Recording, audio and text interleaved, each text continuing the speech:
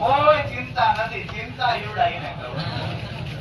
બસ હું તો એટલી અપેક્ષા રાખું છું કે તમે બધા આને આ સંખ્યામાં બેહો. બીજી 50 થી વધુ ગાડીઓ સુરેન્દ્રનગર થી નીકળી છે.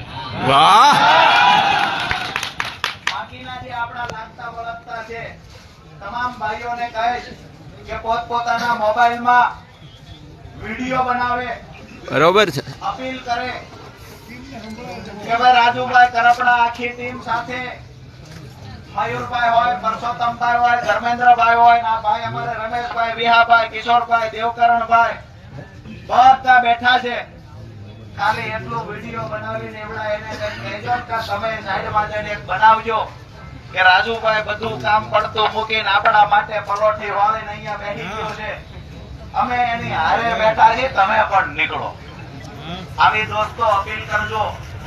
જ્યારે જેને ફોન કરવા પડે હોય એને ફોન કરજો.